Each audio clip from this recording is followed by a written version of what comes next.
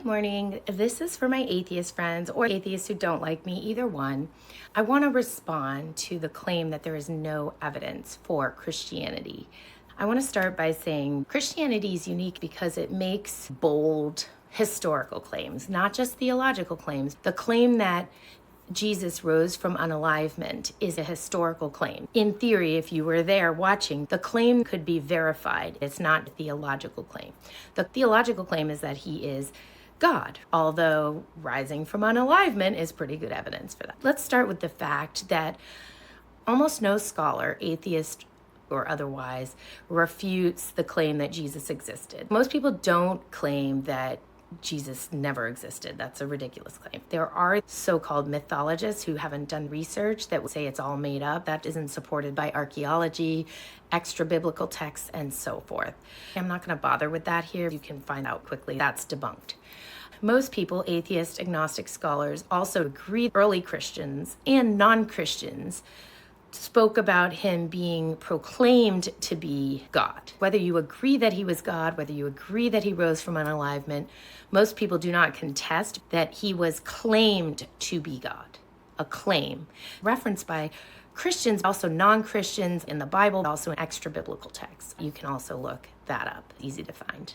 The third claim that I'm not going to take on here, you can look up yourself, is that he was in fact crucified on a cross, not contested in scholarly circles, presuming that a man who people thought was God was unalived on a cross. We're going to talk about any evidence that he rose from unalivement, because that's a bold historical claim. Let's talk about the fact that Christianity spread. It doesn't make logical sense that Romans and Jews would not have produced a body if they could. They were trying to squash Christianity. I heard a atheist say the other day that they just didn't care enough to produce the body. It was just some religion going around and they didn't care. They cared enough to unalive this man on a cross publicly. They unalived him. To say that they didn't care about Christianity spreading is ludicrous. If they wanted to squash this, how the heck did they let it spread so far without producing that body? You can contest whether there was an empty tomb, but why did it spread? Where was this body? Number two, extra biblical references to Jesus, not just as some random guy, but a man who people claimed was God. Hostile witnesses, not supporters of Christianity. Pliny the Younger, Tacitus, others. Many did not like that this was going on and spoke about it disparagingly. What constitutes evidence? There's the Bible. To say it's only in the Bible, as if that means there's no evidence, you have to refute the validity of the Bible as evidence, which a lot of atheists don't think they have to do to support the claim that it's only in the Bible is a refutation. Even agnostic historians believe that the Bible is evidence. Maybe it's not enough evidence, but it is evidence.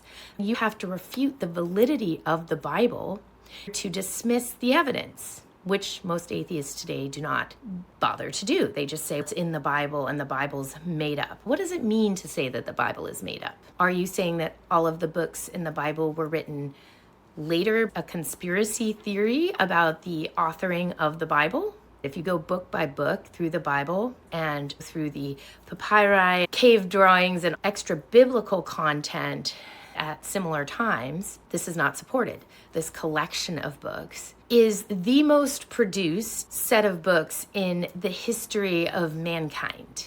It's been scrutinized, investigated more than any other work. First of all, that in and of itself is a question. Why is that? If the validity and accuracy were to be refuted, you'd think that would have been done by now, but it hasn't. Let's talk about the field called textual criticism. What contemporaneous archaeological evidence is there to support the validity of the claims about who wrote these books later? You would have to refute the authorship to successfully deny that the Bible is valid evidence. And nobody in thousands of years has been able to do that. The atheists are basing conspiracy theories about the Bible on anti-supernatural bias, presupposing that premise. So it's circular. So they say Jesus could not have risen because that's not possible. And therefore, what could have happened? Now, coming up with what could have happened with no evidence is not evidence. It's made up. Let's talk about what doesn't constitute evidence. A theory that could explain something without supportive archaeological, historical, or otherwise logical evidence is not evidence. So this idea that somebody could have rewritten it, which isn't supported by archaeological evidence, conspiracy theory. This could have been what happened because we don't believe the resurrection. The absence of you having seen something is not evidence. It could be a reasonable belief. I've never seen anyone rise from unalivement, therefore it doesn't seem possible. But even if you haven't seen that, if other people did see it and millions of people have passed that experience and information on, that's more evidence than the fact that you haven't seen it. To dismiss millions of people that their experience is less valid evidence than your lack of experience is frankly quite arrogant. It's not supported by evidence other than your own subjective lack of experience. You cannot disprove the possibility of miracles. All you can say is, I don't see them. I haven't experienced them, but lots of people have. Your lack of experience encountering God personally is not evidence either. It's simply evidence that you have not experienced it. The fact that millions and millions of people throughout the world have experienced it is stronger evidence for it being true than your lack of experience. Your lack of experience of God is not evidence for God's non-existence, nor is it evidence for delusion of millions of other people. It is embarrassing that millions of people are talking about this and you have not experienced it. Another thing that's not evidence is a false dichotomy between science and faith. Misunderstanding Genesis as a book about cosmology, which is not supported by the historical context in which Genesis was written.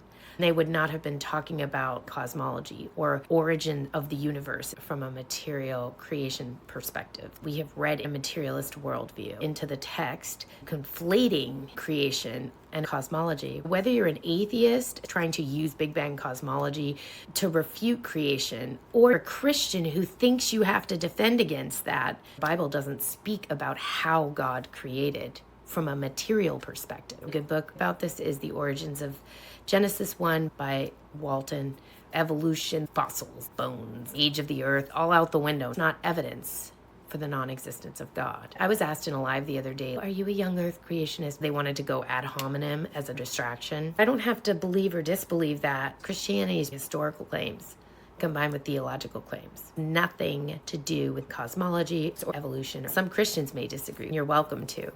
But that's my position. Another thing that is not evidence is false analogies. Well, it could be that a blue unicorn created the universe. That doesn't really make sense. And it doesn't really refute the arguments that Christians are making. A creator would have to be different in nature. A blue unicorn would have been a creature. This rhetoric that is designed to distract people. There could be blue unicorns flying around. Sure, I don't think so. There's no evidence. But there is evidence for creation. Particularly causality, the fact that we can experience nothing in this world that is not expressive of causality. Atheists, they say, I don't know. That's okay. Nothing wrong with that. I say I don't know all the time. But they would rather posit an infinite universe. And though there's no evidence that it's more reasonable to believe in an origin of the universe, an initial cause, or infinite universe, a blue unicorn. Another thing not supported is the claim that people who have a relationship with God have that because they want to believe in an afterlife, or they've gone through something and needed something to rely on. They have this fabricated belief system because they needed it. That's interesting. I would say the same about atheists. The fabrication of atheism to support the need for an explanation for why you haven't yet encountered God. It feels crappy otherwise. If there is a God that other people have a relationship with and you don't, you've got to come up with a reason. Make something up. The relationship with God transformed the life that I have today, right now. It doesn't matter if there's an afterlife. If this is it, I'm fine with that. That'd be nice, but I don't fully understand eternity, which I see as distinct from an afterlife. Eternity and an afterlife aren't quite the same. The idea that people have gone through hard times and need God, so they can't fabricate it. That first part's true. Everyone goes through hard times. I do believe we need God. It's more natural to rely on that relationship to get through things in a more effective way that leads to healing, growth, and change as a human being. Jumping from we need God to we fabricated God, that's a big leap. That needs to be supported by evidence. I would argue that anti-supernatural bias combined with some emotional process within you is blocking you from experiencing God. I'm going to finish with a little story about my dad.